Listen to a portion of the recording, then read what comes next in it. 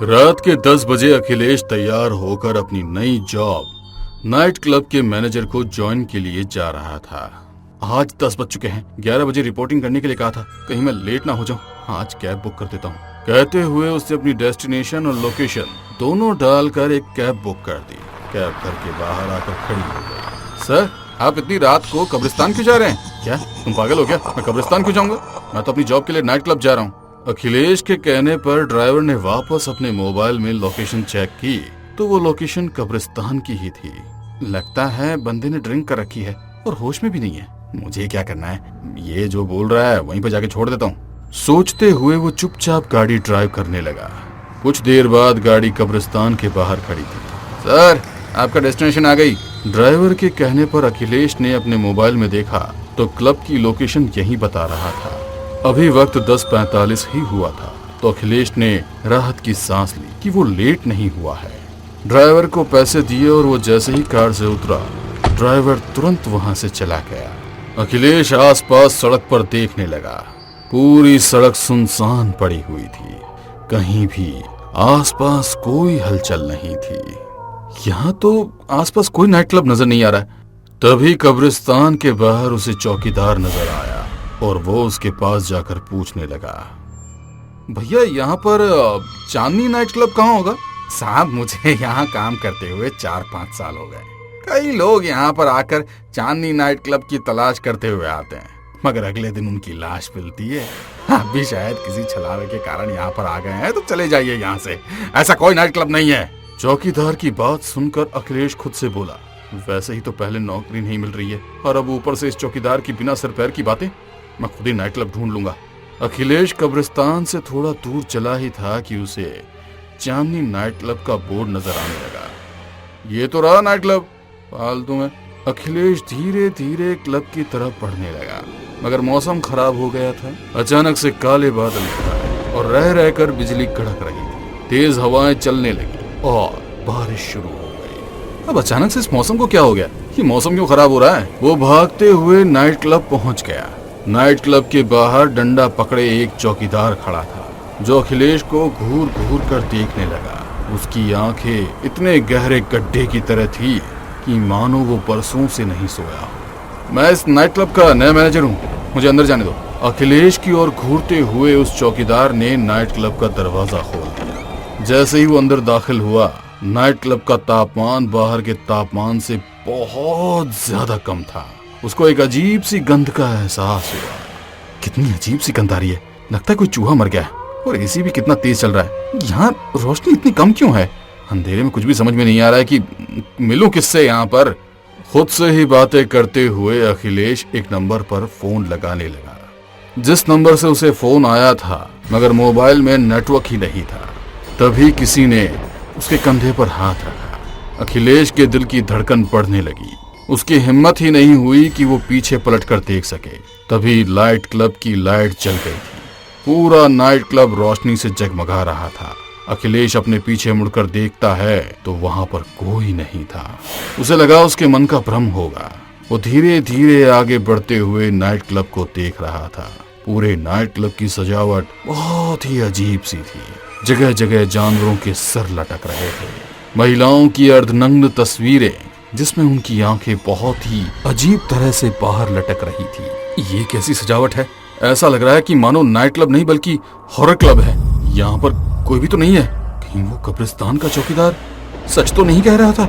मैंने यहाँ पर आकर शायद कोई बहुत बड़ी गलती कर दी है। मुझे यहाँ से जाना होगा। कहते हुए वो दरवाजे की ओर पलटा, मगर उसे जाने का रास्ता ही नजर नहीं आया। हर और भूल भुलैया से दरवाजे थे। वो किस दरवाजे से भीतर आया था उसे ये तक समझ नहीं आया। पूरा नाइट क्लब ठंडा होने के बावजूद अखिलेश के माथे पर पसीने की बूंद साफ नजर आ रही थी। वो पागलों की तरह इधर उधर देख रहा था। तभी उसे एक सीढ़ियों पर 2-3 लोग नजर आते हैं। अखिलेश उनसे बात करने के लिए आगे बढ़ा। उनके कंधे पर हाथ रखा तो जैसे ही उन लोगों ने पीछे पलटकर देखा तो अखिलेश की चीख निकल गई। उनका चेहरा जला हुआ था और शरीर में जगह जगह से मांस लटक रहा था। वो सब लोग अखिलेश को घूर घूर कर देख रहे थे। तभी अचानक उन्हें अखिलेश के पीछे कोई नजर आया और वो लोग तुरंत गायब हो गए। डरते हुए अखिलेश ने पीछे देखा तो सामने एक व्यक्ति खड़ा था। कौन हो तुम और इस तरह पूरे नाइट क्लब में क्यों घूम रहे हो? मैं अखिलेश, इस नाइट क्लब में नौकरी के लिए आया था। अच्छा, हाँ मैंने ही तुम्हें बुलाया था। आओ मैं तुम्हें यहाँ पर काम समझा देता हूँ। व्यक्ति के कहने पर अखिलेश सम्मोहित हो उसके पीछे पीछे चलने लगा, मगर वो वहाँ से बाहर निकलना चाहता था। उसके कानों में बार बार चौकीदार की आवाज आ रही थी कि चांदनी नाइट क्लब जैसा कोई क्लब यहाँ पर नहीं है। वो लोग एक बड़े से दरवाजे के सामने खड़े थे जिसके ऊपर एक कंकाल लटक रहा था, जिसे देख अखिलेश पीछे हट गया। अरे तुम इससे डर गए? ये तो केवल ऐसे ही लटका है। अंदर जाओ, इन पेपर पर साइन करो ताकि तुम्हारी ऑफिशियल जॉब शुरू हो सके। तुम्हारा जॉब टाइम 11 से सुबह 4 बजे तक का रहेगा, क्योंकि यहाँ पर रौनक ही 12 बजे बाद शुरू होती है। कहते हुए वो मैनेजर जोर जोर से हंसने लगा।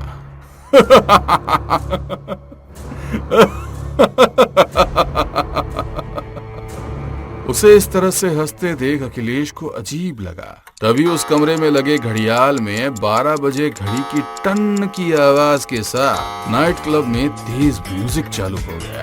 लगता है हमारे मेहमान आ गए, पार्टी शुरू हो गई है और हमारे मेहमानों को कोई तकलीफ नहीं होनी चाहिए। उस व्यक्ति के कहने पर अखिलेश पार्टी हॉल में आ गया। एकदम कम रोशनी में कुछ लोग बहुत ही अजीब तरह से नाच रहे थे। वो रिसेप्शन पर बैठा सभी लोगों को देख रहा था। उसे लगा यदि इन लोगों को मदद की जरूरत होगी तो मैं चला जाऊंगा। 1 बज चुका था। डांस करते हुए उनमें से कोई भी नहीं थका था। सभी उस एनर्जी से डांस कर रहे थे। तभी 2 लोग आपस में झगड़ने लगे। अब इन लोगों को क्या हो गया है? ये लोग क्यों लड़ रहे हैं? जाकर देखता हूँ। अखिलेश उन लोगों के पास गया तो उसने देखा कि वो सब लोग जिंदा इंसान नहीं बल्कि मरे हुए लोग थे। उनकी पूरी चमड़ी जली हुई थी, आंखों की जगह गड्ढे थे। वो सब लोग गुस्से में उसकी ओर देखने लगे। सब लोग उसकी ओर बढ़ने लगे। म्यूजिक बंद हो चुका था। म्यूजिक की जगह कुत्ते के रोने की आवाज आ रही थी। उन सब लोगों ने मिलकर अखिलेश पर हमला कर दिया। अखिलेश खुद को बचाने की कोशिश कर रहा था, मगर अचानक ही शॉर्ट सर्किट की वजह से उस नाइट क्लब में आग लग गई। एक तरफ वो मरे हुए लोगों की लाशें और दूसरी तरफ वो आग। अखिलेश के पास बचने के लिए कोई रास्ता नहीं था। उन लोगों ने अखिलेश को पूरी तरह से नोच खाया। उसकी जली हुई लाश के पास वो व्यक्ति खड़ा हुआ मुस्कुरा रहा था। सूर्य की किरणें जब धरती पर आने लगी तो रात के अंधेरे की तरह चांदनी नाइट क्लब गायब हो गया। अखिलेश की लाश कब्रिस्तान के सामने पड़ी थी। उसकी लाश को देख कब्रिस्तान का चौकीदार बोला, मैंने कहा भी था चले जाओ, ऐसा कोई नाइट क्लब नहीं है, मगर तुमने मेरी एक नहीं मानी। वो तो बरसों पहले चल चुका है।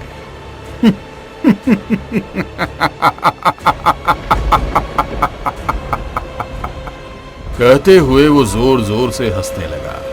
कुछ दिनों के बाद, बाबा ये चांदनी नाइट क्लब कहाँ है? दरअसल मुझे वहाँ पर जॉब मिली है। उसकी बात सुन चौकीदार जोर जोर से हंसने लगा।